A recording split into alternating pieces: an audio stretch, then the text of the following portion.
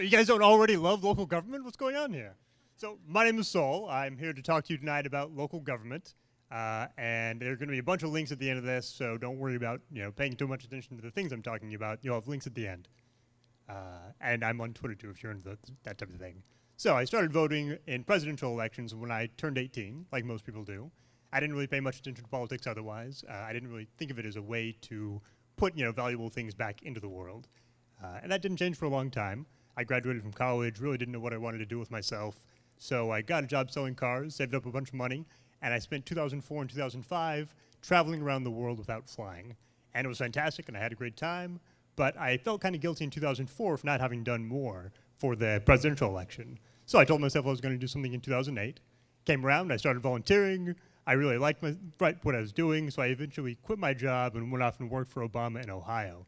And I had a fantastic time. It was the first time I'd ever really seen the impact that I could have on local politics, or on politics in general. So I came back to Seattle in 2009, planning on going to nursing school, actually. And I ended up running into this guy here. You might know him as the current mayor now. This is 2009, so he was running his campaign. And I just fell in love with local politics. And he won the campaign, offered me a job, coming to work for him, helping get other people involved, and I decided to take him up on it. One of the big reasons I did that is because local government is ripe for disruption. The number of people out there right now who understand how it works, pay attention to what happens, and actually go out and do something about it on a daily basis is very small. So it's ripe for disruption, but first you have to know how to engage. Not a lot of people do. Local government isn't something they teach you in school. There's not a really easy guide for it out there, so not a lot of people do it. In 15 seconds, the basics. So the mayor is the executive of the city council is the legislature, they're all elected at large, so they represent all of you.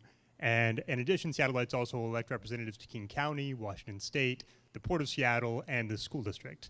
So there's a bunch of different pieces out there.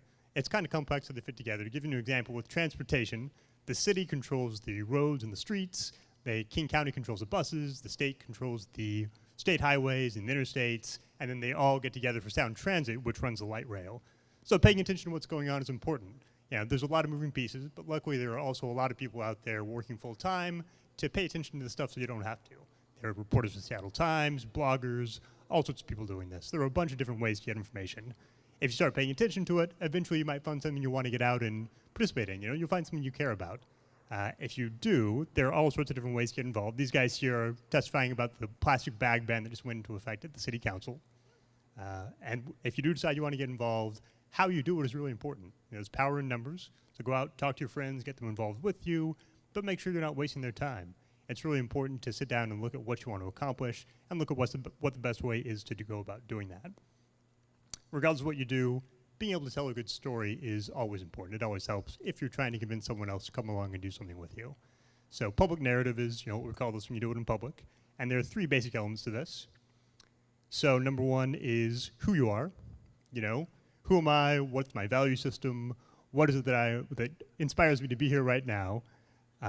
For me personally, I'm here because I really think that local government works better when there are more people involved in it. The number two is, what do we have in common? What values do we share? What's going to motivate you to want to take action with me? I figure if you're coming to a night talk, you like learning new things. You probably don't have a lot of free time, but you're probably willing to work on stuff if it's easy and it makes sense and you see some kind of value in it. And the third part, what's the ask? What is it that you want to have happen? This is probably the most important part, but it also requires the other two in order to work.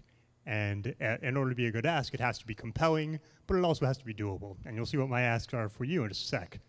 So, you have your issue now, you have your strategy, you have your story. Now it's time to start talking to people. And luckily, there are a lot of ways you can communicate with elected officials. There's social media and emails and phone calls and all sorts of things. If you want to, you can also go and talk to them in person. The mayor does 50+ public town hall meetings a year. City council members take public comments before all of their meetings. So there's no shortage of opportunities to talk to elected officials. You can also join community councils. There are all sorts of things you can do if you like talking to people about issues. So what's my ask? Two things, and actually before I forget, too, the city's doing an apps contest right now called Evergreen Apps. So they're giving away $77,000 if you're interested in making apps using government data. So that's a bonus. The two asks, number one, learn a little bit more about how local government works. And number two, add some local government feeds to your daily media diet. There are those links I promised you, bit.ly/ignite17learn. Think of it as like a Coursera Lite for local government. and bit.ly/ignite17 feeds for some of the people that I recommend following. I made this using Haiku Deck too, which Adam talked about in the beginning. I can tell you it's a fantastic program. So that should be enough to get you started. And yeah, what you do, it's up to you.